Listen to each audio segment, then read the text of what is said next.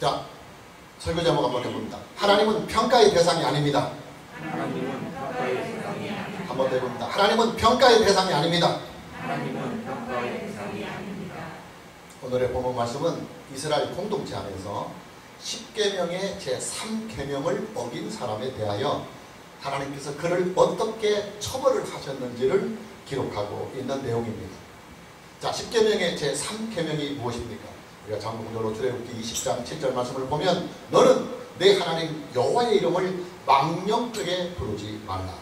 여호와는 그의 이름을 망령되게 부르는 자를 죄 없다 하지 아니하니라 그랬습니다. 여호와 하나님의 이름을 망령되게 부르지 말라고 하는 계명입니다. 여호와는 그 이름을 망령되게 부르는 자를 죄 없다 하지 아니하리라고 말씀하고 계십니다. 여호와 하나님의 이름을 망령되게 부르는 일은 죄다 그 말입니다. 그럼 하나님은 그 죄를 지은 자에게 반드시 그 죄에 대한 책임을 물을 것이라고 말씀하고 있습니다. 그러나 10계명의 제3계명 안에는 이 계명을 어긴 사람을 어떻게 처벌하는지에 대한 처벌의 규정은 아직 없었습니다. 그러다가 오늘 본문 말씀에 와서 10계명의 제3계명을 어기는 사람이 이스라엘 공동체 안에서 발생을 하게 됩니다.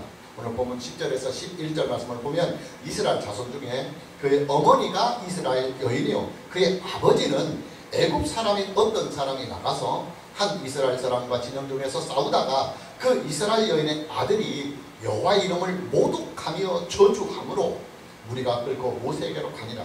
그의 어머니의 이름은 술루밋이요 간제파 디브리의 딸이었더라 그랬습니다.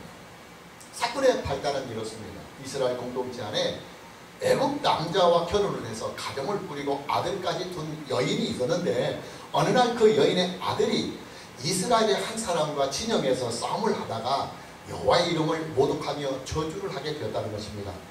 자, 10계명 중에서 제3계명을 어기게 된 것입니다.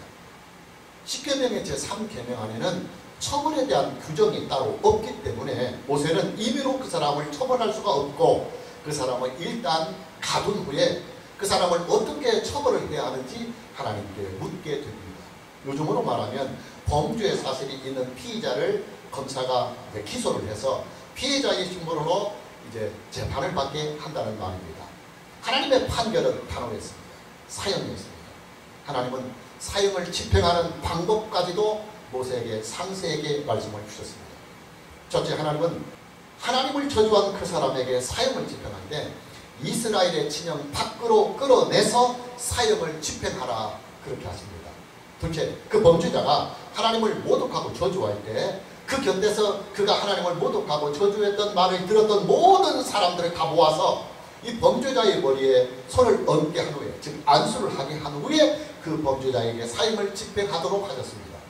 그리고 세 번째는 이스라엘 온 회중이 그에게 돌을 쳐서 죽이라고 명령을 하십니다. 본문 14절 말씀을 보면 그 저주한 사람을 진영 밖으로 끌어내어 그것을 들은 모든 사람이 그들의 손을 그의 머리에 얹게 하고 온 회중이 돌로 그를 칠지니라고 했습니다. 자, 여러분, 본문에 나오는 이 사건은요 신정 정치 시대에 일어난 사건입니다.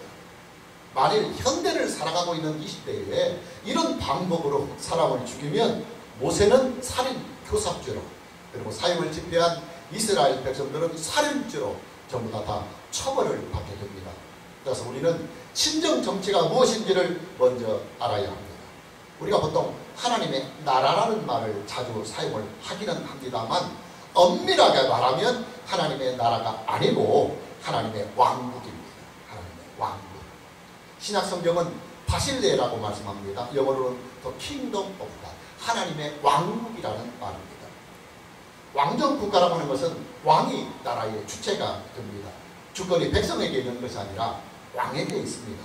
세계사는 왕이 나라의 주인이 되었던 그 시대를 전제주의 시대라고 정의를 하면서 다소 부정적인 평가를 합니다. 이 전제주의 국가는 프랑스 혁명을 시작으로 해서 서서히 붕괴가 되고 지금은 세계의 모든 나라들이 거의 공화정의 국가 형태를 가지고 있습니다. 공화정이라고 하는 것은 나라의 주권이 한 사람에 의해서 좌지우지되는 것이 아니라 여러 사람들의 합의에 의해서 이루어지는 정치의 형태를 공화정이라고 합니다. 뿐만 아니라 지금은 거의 대부분의 모든 나라가 국민이 주권을 가지고는 민주주의를 택하고 있습니다. 문제는 인류의 역사가 다소 부정적인 평가를 하고 있는 왕정 국가의 정치의 이 형태가 하나님 나라의 정치의 형태로 나타나고 있다는 사실입니다. 그래서 기독교에 대하여 비판적인 시각을 가지고 있는 사람들은 하나님의 나라가 민주적인 공화정이 아니라 왕정 국가라는, 왕이 나라를 다스리고 왕이 주인이 되는 왕정 국가라고 하는 이 문제를 두고 기독교에 대하여 거부감을 표시하기도 합니다. 왜냐하면 역사는 왕정 국가를 독재와 부패로 인식을 하고 있기 때문입니다. 그러나 우리는 이것을 알아야 합니다. 여러분, 백성들의 행복과 나라의 안녕은요, 정치의 형태에서 나오는 것이 아니에요. 국가 권력을 가지고 있는 사람의 정치력과 인품과 그리고 의지에서 나오는 것입니다. 이것은 제 말이 아니라 제게 헌법을 가르쳐 주신 헌법학자인 이병훈 교수의 말입니다. 자, 현존하는 세계의 모든 국가에서 민주주의가 가장 잘 자리를 잡고 있는 나라가 어느 나라라면 영국입니다. 영국은 세계사에서 가장 민주주의에 대한 전통이 깊고, 그리고 이 민주주의에 대한 이 체계가 잘 잡혀있는 나라입니다. 근데 여러분, 영국의 정치 형태가 뭐냐면요, 입헌군주제입니다. 왕정 국가입니다. 지금도 그래요. 그래서 지금도 영국에는 여왕이 존재합니다. 우리나라의 예를 한번 들어봅시다. 왕정 국가였던 조선 왕조 500년의 역사에도요, 백성들의 삶이 평화롭고 안정적이었던 시대가 분명히 있었습니다. 그 시대가 언제냐면 세종대왕 때입니다. 왕정 국가라고 해서 무조건 다 독재와 부패와 타락의 상징이 되는 것은 아니라는 말입니다. 왕정 국가에서도 왕이 나라를 잘 다스리기만 하면 얼마든지 백성들이 행복한 삶을 살 수가 있는 것입니다. 반면에 우리나라의 현대사를 한번 봅시다. 우리나라의 현대사에서 가장 암울하고 어두웠던 때가 언제입니까? 제3공화국 그리고 제5공화국 시대입니다. 여러분, 제3공화국과 제5공화국은요, 정치 형태로만 말하면 민주공화국이었습니다. 그러나 사실은 독재와 탄압의 시대였습니다. 무슨 말이냐? 백성들의 안전과 백성들의 행복은 정치의 형태에서 나오는 것이 아니라 국가 권력을 가지고 있는 사람의 의지와 인격과 그리고 정치력의 문제에서 나온다, 그 말입니다. 하나님이 어떤 분이십니까? 하나님은 선 자체요, 하나님은 의 그 자체입니다. 하나님의 행사는 항상 선하시고 하나님의 행사는 항상 의로우십니다. 또한 하나님은 사랑 그 자체이십니다. 하나님의 사랑이 얼마나 크고 기쁘시느냐? 타락하고 부패한 인류를 구원하시기 위해서 하나님의 독생자까지도 내어주신 사랑이 바로 하나님의 사랑입니다. 하나님은 능력과 지식에서도 전지전능하신 분이십니다. 하나님 그 전지전능하신 지식과 능력으로 세상을 창조하셨고, 그리고 인류를 만드셨습니다. 그리고 그 완전하신 지식과 그 능력으로 창조하신 모든 세계를 통치하시고 경영하시고 그리고 섭리하십니다. 이뿐만이 아니에요. 하나님은 능력과 신성에서도 변함이 없으신 분이십니다. 하나님은 변덕이 없고 하나님은 요동이 없습니다. 그리고 언제나 영원히 하나님의 능력과 그리고 하나님의 신성을 유지해 가십니다. 자, 그렇다면 여러분, 이런 왕이요, 나라를 세우고 또 이런 왕이 백성들을 세우고 이런 왕이 백성들을 다스리시고 백성들을 보살펴 주신다고 한다면, 그런 왕이 다스리는 왕국에서 살아가는 백성들이 어떻겠습니까? 당연히 행복합니다. 당연히 그 나라가 안정이 될 것입니다. 백성들의 행복과 백성들의 안전은 그 왕의 덕을 통해서 영원할 것입니다. 그런 여러분, 단순히요, 하나님의 나라가 민주공화국이 아니라 하나님의 왕국이라고 해서 기독교를 비난하는 사람들이 있다고 한다면 그것이야말로 스스로 어리석음을 드러내는 부끄러운 일이 되는 것입니다. 하나님의 나라는 원칙적으로 왕정 국가입니다. 그리고 동시에 신정 국가입니다. 하나님께서 이 왕국을 통치하시며 또 하나님께서 직접 나라를 경영하시는 나라가 바로 하나님의 나라입니다. 다만 왕정 국가와 신정 정치로 나타나는 하나님의 나라의 온전한 실체는 이 세상이 심판을 받은 후에 새하늘과 새 땅으로 임하시는 하나님의 나라에서 온전히 그리고 영원히 이루어집니다. 여러분, 지금 저와 여러분이 살고 있는 이 세상은요, 온전한 신정 정치가 이루어지는 세계가 아닙니다. 왜냐? 이 세상은 엄연히 나라들이 존재하고 그 존재하는 나라들의 법이 존재하고 또 나라의 권력들이 존재하고 있습니다. 따라서 현실을 살고 있는 지금 우리는 본문의 말씀을 문자 그대로 다 적용해서는 안 돼요. 또 적용할 수도 없습니다. 만에 하나라도 문자 그대로 이 말씀을 현실 속에서 적용을 해 나간다고 한다면 사람을 돌로 쳐 죽인 사람들은 다 살인죄로 처벌을 받고 사람을 돌로 쳐 죽이라고 이 명령을 한 사람은 살인 교사죄로 다 처벌을 받습니다. 국가의 법으로 강력한 처벌을 받습니다. 자, 그렇다면 본문의 말씀에 나오는 이 사건을 오늘의 현실 속에서 우리는 어떻게 적용을 하느냐 하는 문제가 남아 있습니다. 자, 여러분, 과거나 현재나 그리고 앞으로도요, 죄의 본질은 변하지 않습니다. 죄는 죽음의 원인이 되고 그리고 고통의 원인이 됩니다. 아담과 하와는 원래는 죄를 짓지 아니하는 한 영생을 할 수 있는 존재로 하나님께서 창조하셨습니다. 자, 그 증거들을 성경 말씀에서 한번 찾아봅시다. 참고 구절로 창세기 2장 8절에서 9절 말씀을 보면 여호와 하나님이 동방의 에덴에 동산을 창설하시고 그 지으신 사람을 거기 두시니라. 여호와 하나님이 그 땅에서 보기에 아름답고 먹기에 좋은 나무가 나게 하시니 동산 가운데는 생명나무와, 이 생명나무가 아주 중요합니다. 생명나무와 선악을 알게 하는 나무도 있다. 우리는 보통 선악과만 알지 이 생명나무는 잘 지나가 버려요. 하나님께서 아담을 창조하신 후에 아담이 거주할 동산을 에덴에 만들어 주십니다. 그리고 에덴 동산의 이 중앙에는 생명나무와 그리고 선악을 알게 하는 나무가 있었다고 성경은 기록하고 있습니다. 생명나무는 뭐고 선악을 알게 하는 나무는 뭐냐? 생명나무의 열매는 영생을 주는 열매입니다. 영생을 주는 열매입니다. 우리가 참고 5절로 창세기 3장 22절 말씀을 보면 여호와 하나님이 이르시되 보라, 이 사람이 선악을 아는 일에 우리 중 하나같이 되었으니 그가 손을 들어 생명나무의 열매도 따먹고 영생할까 하노라 그랬습니다. 그러니까 생명나무의 열매를 따먹으면 영생한다는 말입니다. 생명나무의 열매는 영생을 주는 열매라고 성경이 직접 말씀하고 있습니다. 선악을 알게 하는 나무는 뭐냐? 금단의 열매입니다. 금지된 열매입니다. 먹으면 사망에 이르는 열매입니다. 다시 참고구절로 창세기 2장 17절 말씀을 보면 선악을 알게 하는 나무의 열매는 먹지 말라. 네가 먹던 날에는 반드시 죽으리라 그랬습니다. 그러나 안타깝게도 아담은 금단의 열매인 선악을 알게 하는 나무의 열매를 따먹고 맙니다. 그러자 하나님은 즉각적으로 아담을 에덴 동산에서 추방을 하시고 에덴 동산을 딱 봉하십니다. 왜 그리 하셨느냐? 우리가 참고구절로 다시 조금 전에 봤던 창세기 3장 22절 말씀을 다시 보면 여호와 하나님이 이르시되 보라, 이 사람이 선악을 아는 일에 우리 중 하나같이 되었으니 그가 손을 들어 생명나무 열매도 따먹고 영생할까 하노라 그랬습니다.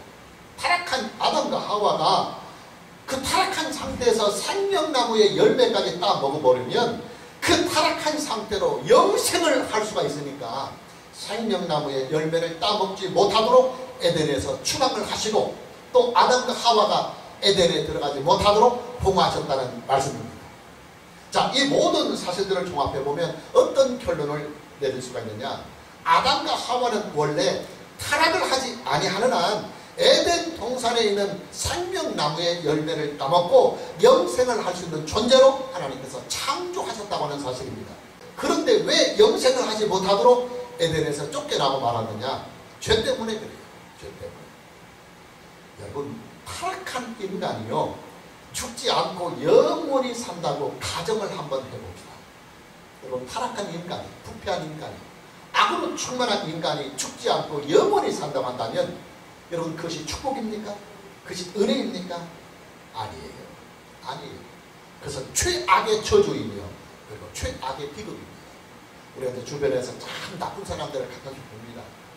정말 인간의 길을 거부하고 인간 망종 이하로 살아가는 사람들이 있으면 아이고 죽지도 않고 그런 말 합니다. 여러분, 악인은 빨리 죽는 것이 사회적으로도 복이고, 그리고 본인 그 사람에게도 복입니다. 그런데 타락한 상태에서 죽지 않고 영원히 산다고 하는 것은 그것은 축복이 아닙니다. 죄는 반드시 형벌과 심판이 있습니다. 이것은 하나님의 창조의 질서요, 그리고 창조의 법입니다. 따라서 우리는 오늘의 본문의 말씀을 통해서 죄가 우리에게 주는 고통을 우리가 인식하면서 죄를 이길 수 있는 은혜를 우리는 오늘 본문을 통해서 얻어야 합니다.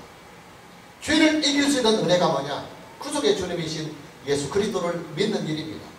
그리고 그 믿음 안에 온전히 그리고 영원히 거하는 일입니다.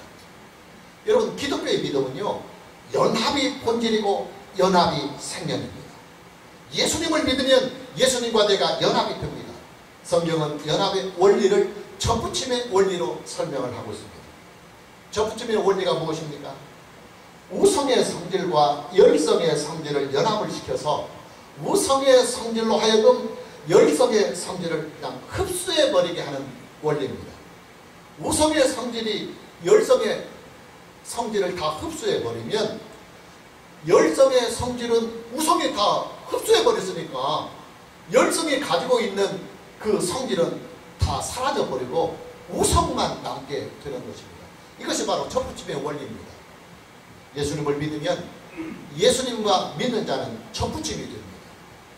당연히 예수님 안에 있는 구속의 능력이 내 안에 있는 모든 죄를 다 흡수해버립니다.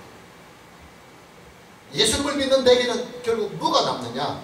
몸은 내 몸입니다. 생명은 내 것인데 내 안에 있는 주의 성질이 예수 그리스도의 구속의 능력에 다 빨려 들어가 버려서 다 흡수가 되어서 사라져 버리는 것입니다.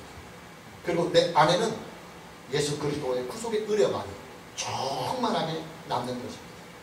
이것이 바로 연합의 원리이며 접붙임의 원리이며 믿음의 원리인 것입니다. 우리가 예수 그리스도를 믿으면 예수 그리스도와 연합이 되어서 우리에게는 모든 죄의 근원이 사라져버리고 우리 안에는 우리에게 영생을 주시는 예수 그리스도의 구속의 은혜만이 충만하게 거하는 것입니다. 오늘 저와 여러분 모두에게 예수 그리스도와의 연합으로 말미암아 예수 그리스도 안에 있는 구속의 은혜와 그 능력으로 충만함을 입는 이 은혜가 있기를 주님의 이름으로 축복합니다. 자, 이제 하나님께서 악인을 처벌하는 절차와 그리고 방법을 우리는 함께 본문을 통해서 봐야 합니다. 본문 14절 말씀을 보면 그 저주한 사람을 진영 밖으로 끌어내어 그것을 들은 모든 사람이 그들의 손을 그의 머리에 얹게 하고 온 회중이 돌로 그를 칠지니라, 그렇게 말씀하고 있습니다. 하나님을 모독하고 저주한 사람을 처벌하시는 첫 번째 절차는 그 죄인을 진영 밖으로 끌어내서 사형에 처하라는 말씀입니다. 본문 14절 말씀을 다시 보면 그 저주한 사람을 진영 밖으로 끌어내어 그랬습니다. 사형이 이미 선고된 죄인에게 이스라엘 공동체가 머물고 있는 진영 안에서 사형을 집행하지 못하게 하시고 이스라엘 백성들이 살고 있는 진영 밖으로 끌어내서 사형을 집행하게 하는 것입니다. 그 이유가 뭐냐? 죽임을 당하는 이 죄인은, 죽임을 당하는 이 악인은 하나님의 언약에서, 하나님의 공동체 안에서, 하나님의 은혜 안에서 끊어진 사람이기 때문입니다. 우리가 참고적으로 레위기 23장 29절 말씀을 보면 이날에 스스로 괴롭게 하지 아니하는 자는 그 백성 중에서 끊어질 것이요 하는 말씀이 있습니다. 자, 우리가 지금까지 만나보았던 출애굽기와 레위기의 말씀을 쭉 보면 하나님의 백성에서, 이스라엘 백성 중에서 끊어질 것이라고 하는 이 말씀이 상당히 자주 반복해서 나옵니다. 주로 하나님의 계명이나 하나님의 규례를 지키지 않고 고의적으로 악을 행한 사람들에게 하나님께서 내리시는 징계와 방법입니다. 이스라엘 백성 중에서 끊어질 것이라고 하는 이 말씀을 성경학자들은 크게 세 가지로 해석을 합니다. 첫째는 죽임을 당한다, 죽임을 당한다, 이렇게 해석을 하기도 합니다. 그리고 둘째는 이스라엘 공동체에서 추방을 당한다 하는 것으로 해석을 하기도 합니다. 또 셋째는 이스라엘 백성들에게 주신 하나님의 구원의 언약, 하나님의 구원의 언약에서 끊어진다, 그렇게 해석을 하기도 합니다. 자, 여러분 보십시오. 하나님을 모독하고 하나님을 저주까지 한 이 사람을 왜 이스라엘 공동체가 머물고 있는 진영 밖으로 끌어내라고 하시느냐면요, 하나님의 말씀대로 그 악인을 이스라엘 백성 중에서 끊어지게 하려고 하는 것입니다. 하나님을 모독하고 하나님을 저주까지 한 그 사람은 이제 하나님의 언약의 백성이 아니다 하는 것입니다. 이제 그는 이스라엘 신앙의 공동체 사람이 아니다 하는 거예요. 그렇기 때문에 그는 죽을 때 이스라엘 공동체 안에서 죽지 못하고 진영 밖에 끌고 가서 죽이게 하는 것입니다. 여러분, 이스라엘 백성들의 장례식은요, 온 동네 사람들이 고인의 죽음을 함께 애도하면서 마을 사람들 전체가 일주일 동안 그 고인의 장례식에 참여하는 것이 그들의 고유한 장례 문화이고 그리고 장례의 전통입니다. 그래서 이 이스라엘 백성들의 장례 문화는요, 외국에 나가 있는 사람들까지 다 들어옵니다. 다 들어와서 온 동네 사람들이 함께 연합해서 그 고인을 잘 일주일 동안 장례의 절차를 아주 잘 합니다. 그러나 지금 이 악인은 이스라엘 공동체로부터 끊어진 사람이기 때문에 그렇게 이스라엘 백성들이 함께 참여하는 장례의 절차를 밟지 못하게 하고 진영 밖으로 끌어내서 죽임을 당하게 하는 것입니다. 그는 이제 이스라엘 백성이 아니다 하는 것입니다. 그 악인은 하나님의 말씀대로 이스라엘 공동체에게서 끊어진다는 것입니다. 그리고 그 악인은 하나님의 말씀대로 하나님의 언약에서도 끊어지는 것입니다. 그 악인은 하나님의 말씀대로 영원한 사망에 이르는 죽임을 당하게 되는 것입니다. 여러분, 죽음이라고 해서요, 다 똑같은 죽음이 아닙니다. 죽음도 은혜 안에서 죽는 죽음이 있고 저주 안에서 죽는 죽음이 있습니다. 죽음도 거룩한 죽음이 있고 욕된 죽음이 있습니다. 악인은 은혜 안에서 죽을 수 없습니다. 악인은 저주 안에서 죽습니다. 악인은 거룩하게 죽을 수 있는 자격이 없습니다. 악인은 죽음까지도 욕되게 죽습니다. 하나님을 모독하고 저주까지 한 이 사람의 죽음은 악인의 죽음이요, 욕된 죽음이요, 그리고 심판의 죽음입니다. 따라서 이런 죽음은 이스라엘의 거룩한 공동체 안에서 죽을 자격이 소멸됩니다. 만일에 이런 욕된 죽음이 이스라엘 공동체 안에서 발생하게 되면 이스라엘 공동체 전체가 다 부정해지는 것입니다. 여러분, 저와 여러분의 죽음은요, 하나님의 언약 안에서 죽어야 합니다. 그러야만 하나님의 언약대로 우리는 의의 부활을 입고 하나님의 언약대로 우리는 영원한 생명을 얻게 되는 것입니다. 하나님의 언약 안에서 죽어야 하나님의 언약이 그를 다시 살리시며 하나님의 언약 안에서 죽어야 하나님의 언약이 그를 하나님의 나라로 인도해 가시는 것입니다. 뿐만 아니라 저와 여러분의 죽음은 교회 공동체 안에서 죽어야 합니다. 교회 공동체 안에서 죽어야 교회의 머리가 되시는 우리 주 예수 그리스도와 연합이 되어서 의인의 부활에 참여하게 되고 그리고 하나님의 나라에 참여할 수가 있는 것입니다. 그런 죽음이 어떤 죽음이냐? 예수 그리스도를 믿는 믿음 안에서 죽는 죽음입니다. 살아도 예수 그리스도 안에서 살고 죽어도 예수 그리스도 안에서 죽는 것입니다. 하나님께서 악인을 처벌하시는 두 번째 절차와 방법을 봅시다. 본문 14절 말씀을 다시 보면 그 저주한 사람을 진영 밖으로 끌어내서 그것을 들은 모든 사람이 그들의 손을 그의 머리에 얹게 하고 그랬습니다. 악인이 하나님을 모독하고 저주를 할 때 그 악인이 하나님을 모독하고 저주하는 말을 옆에서 들었던, 곁에서 들었던 사람들이 있어요. 그러니까 그 사람들이 다 모아서 그들의 손을 이 악인의 머리에 안수를 한 후에 이 악인을 사형에 처하도록 했습니다. 왜 그렇게 하느냐? 이스라엘 공동체의 부정을 방지하기 위해서 그리 하시는 것입니다. 그 악인이 지은 그 참담한 죄가 그것을 들은 모든 사람들에게 오염이 되지 못하도록 일제히 차단을 하시는 것입니다. 그동안 우리는 출애굽기와 레위기를 통해서 구약의 제사에서 행하고 있는 안수의 절차에 대해서 그 의미를 여러 번이나 살펴보았습니다. 안수는 그게 두 가지 의미가 있어요. 첫째는 전가, 책임을 떠넘긴다는 것입니다. 전가의 의미가 있습니다.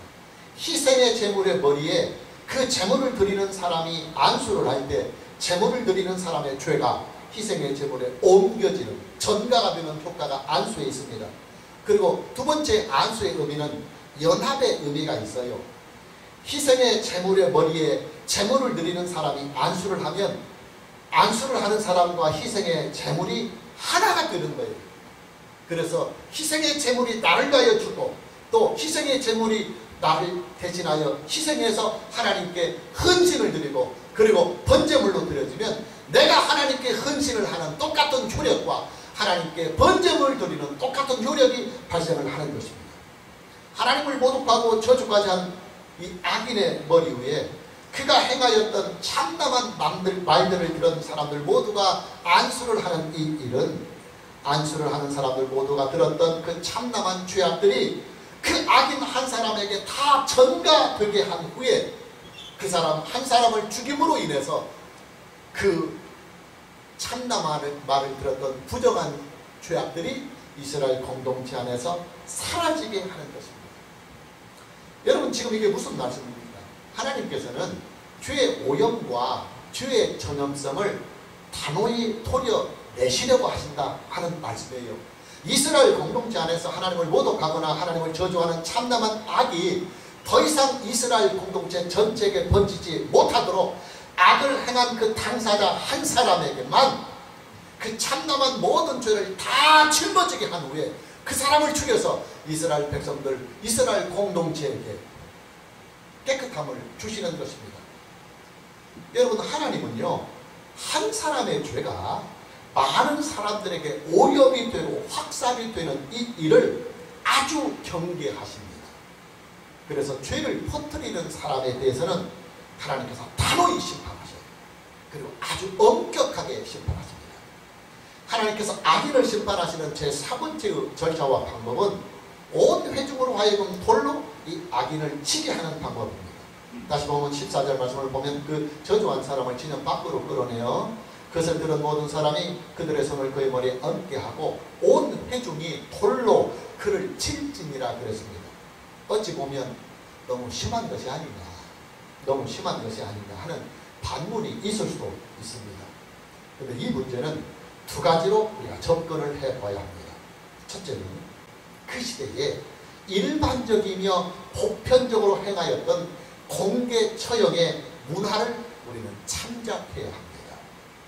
여러분 중대한 범죄를 저지른 악인에 대해서 공개로 처형을 하고 또 집합적으로 돌을 던져서 처형을 하는 이 전통은요 중세까지 있었어요.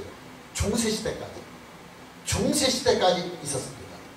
그래서 마녀사냥이라고 하는 이 말이 여기에서 나온 말이에요. 성경의 역사는 가장 기본적으로 그 시대가 가지고 있는 시대적인 배경을 토대로 해서 성경은 기록이 되어 있습니다. 뿐만 아니라 하나님의 구속사 역시도 그 시대의 시대적인 배경을 고려해서 하나님의 구속의 계시가 주어졌습니다. 지금 저와 여러분이 만나고 있는 이 레위기가 기록이 되었던 모세시대는 우리가 역사적으로 보면 청동기 후기에 해당하는 시대입니다. 여러분 보십시오. 청동기 시대에 살고 있는 이스라엘 백성들에게 지금 저와 여러분이 살고 있는 21세기의 이 윤리와 이 문화와 이 전통을 적용할 수는 없는 것입니다. 둘째는 교육의 목적 때문에 그래요. 하나님은 이스라엘 공동체를 신앙의 터 위에 견고히 세워 나가려 하십니다. 이 목적을 위해서 그들을 하나님은 애굽에서 구원하셨고 또 이 교육의 목적을 위해서 그들에게 신앙을 주시기 위해서 신의 산으로 그들을 인도해서 신앙의 헌법인 십계명까지 주셨습니다. 그리고 이 목적을 위해서 성막을 건축하게 하시고 그리고 제사의 제도까지 주었습니다. 그런데 이런 교육의 과정을 밟고 있는 초기의 단계에서 갑자기 찬물을 일으키는 사건이 발생을 한 것입니다. 그것이 바로 오늘 본문의 10계명의 제3계명을 어기고 하나님을 모독하고 저주까지 하는 이 사건이 발생을 하는 것입니다. 하나님은 다시는 이런 죄가 이스라엘 공동체 안에 발생하지 아니하도록 재발 방지를 염두에 두십니다. 그리고 그 목적을 위해서 악인을 처벌하는 방법을 공개 처형과 그리고 이스라엘 공동체가 함께 형의 집행에 참여하는 방법을 사용하고 계시는 것입니다. 주변에서 보면 어떤 사람들은 오늘의 본문 사건과 같은 이런 내용들을 이제 성경에서 이렇게 언급을 하면서 하나님을 잔인한 분이라고 묘사를 하기도 하고 또 하나님을 이기적인 신이라고 비난을 하는 사람들도 있습니다. 그러나 그런 비난들은 수박의 겉만 핥고서 수박의 맛을 평가하려고 하는 어리석은 시도와 같은 것입니다. 자, 마무리 한번 해봅니다. 여러분, 옳고 그름의 판단은 재판관의 영역이지 죄인의 영역이 아닙니다. 하나님은 완전하시고 의로우신 재판관이십니다. 하나님의 판단은 단 한 점의 실수도 단 한 점의 오차도 없습니다. 왜냐? 하나님은 다 아십니다. 그의 죄를 아시고 그의 행위를 아시고 그의 생각과 그의 마음까지도 아시고 전후 사정 모든 배경까지도 완벽하게 아시는 분이십니다. 그리고 하나님은 절대적인 선이요 절대적인 의이십니다. 판단은 하나님의 절대적인 권한이며 그리고 하나님 한 분만의 몫입니다. 인간은 판단의 권한이 없고 판단의 자격이 없습니다. 특히 인간은 하나님을 판단할 수 없어요. 인간은 하나님을 평가할 수 없습니다. 이것은 마치 숫자 1만 알고 있는 어린 아이가 아인슈타인의 상대성 이론을 평가하고 판단하려고 하는 어리석음과 같은 것입니다. 하나님은 판단의 대상이 아닙니다. 하나님은 오직 믿음의 대상입니다. 하나님은 평가의 대상이 아닙니다. 오직 예배의 대상이며 오직 순종의 대상입니다. 하나님은 하나님을 믿고 예배하며 순종하는 자들을 찾아서 그들에게 하나님의 은혜와 복을 주시며 그리고 그들에게 하나님의 영광을 충만하게 나타내십니다. 오늘 저와 여러분 모두에게 하나님을 믿고 하나님을 예배하며 하나님을 순종하는 인생으로 남은 인생도 변함없이 살아가는 이 은혜가 있기를 주님의 이름으로 축복합니다. 찬양합니다.